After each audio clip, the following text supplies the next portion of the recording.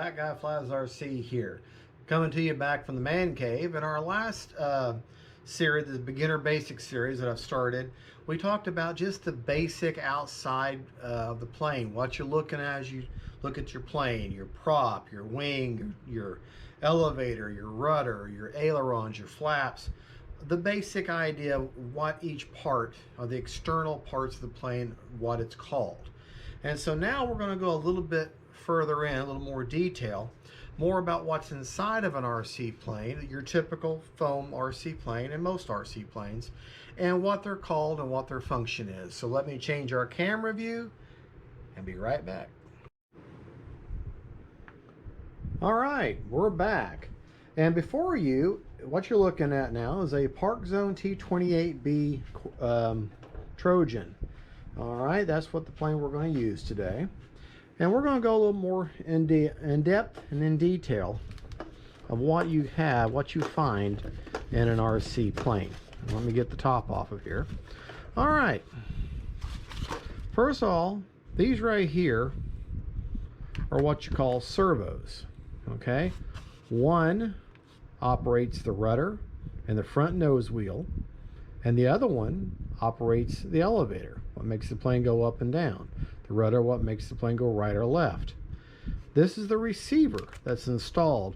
This is the brain of the airplane, in essence, that it receives the signal from the transmitter, the radio that you hold in your hand, and this is the receiver. Your transmitter transmits, your receiver receives.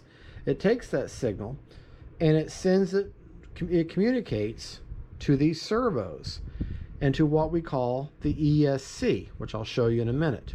Think it's like a carburetor.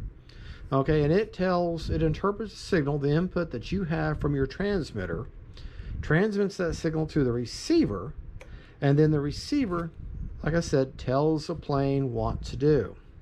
Now, remember I just said ESC, right? Okay.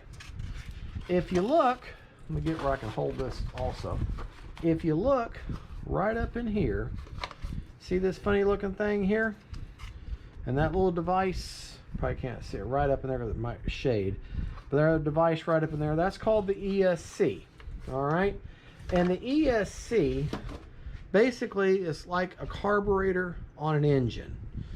It takes the power from your battery and turns it into a power source, electronic speed control, ESC, and it controls the power, and then it powers your servos, and it also powers the motor.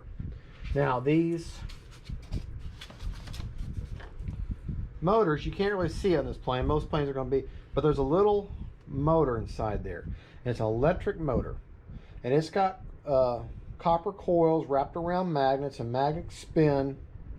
Just a typical electric motor, and that ESC turns that power from the battery into usable regulated energy to turn that prop, that propeller, to give you your thrust. Now, like I said, electronic speed control, with the word control being most important. The ESC takes the power, turns it into control. You give more throttle, it gives it more power to the motor. The motor turns the prop faster, you go faster. You give it less power on your transmitter, and then it interprets that and gives less power to the prop. And this is all done instantaneously. All right, another part of that ESC is what we call the battery connector. Now this particular connector is called an EC3, which is typically a E-flight or it's an E-flight connector. This is just a type of connector that hooks to your battery. Batteries for this type of plane are called LIPO batteries, okay? And these are lithium polymer batteries. And you can see this is a newer LIPO battery, and you see how that would just connect right to. I don't want to put power to the plane right now, but that would just connect in there nice and tight. You'd have power. You can now fly the plane. You have the ability now. Okay, so that is You understand what an ESC is. You understand what the receiver does. And here's an example of a transmitter or a radio that you hold in your hand. This one here is actually called a DX9 spectrum transmitter, and this is what I use to fly all of my planes. It controls all of my planes, obviously one at a time.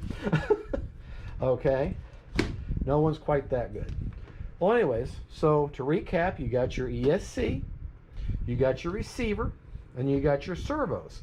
The servos are little electric motors that receive the signal from the receiver and move your control surfaces. Now there's a servo in this wing, and then you saw the two servos that work on the control your elevator and your rudder.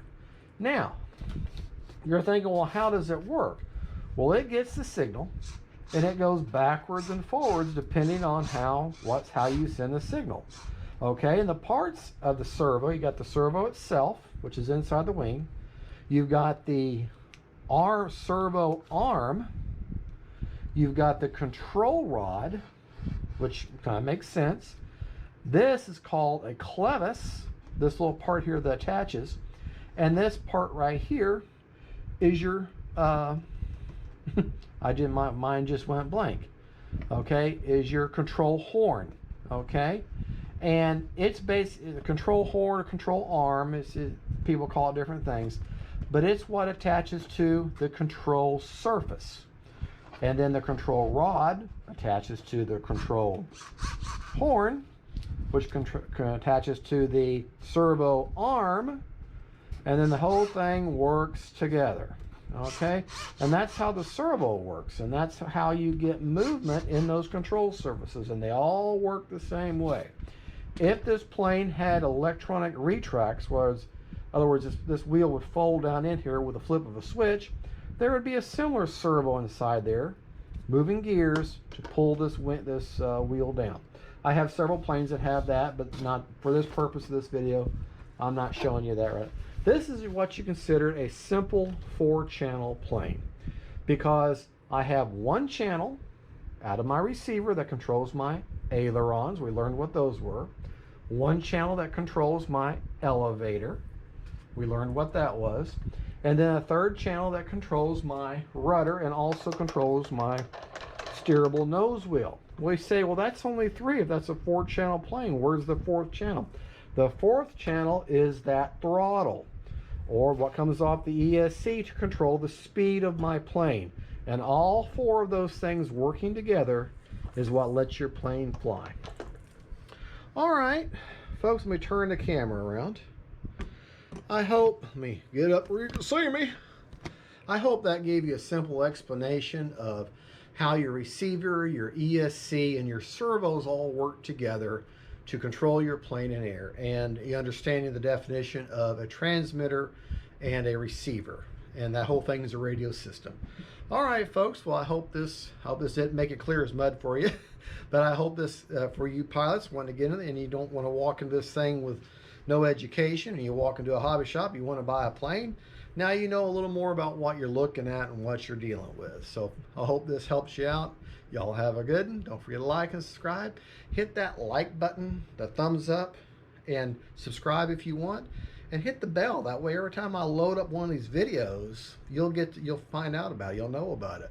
And remember, subscribing, getting your own little YouTube subscription is free. It doesn't cost you a thing. You're on no obligation. You don't have to give out any personal information other than maybe your email address. So thank you so much for watching. Don't forget to like and subscribe. God bless y'all. I just said that again, didn't I? Bye.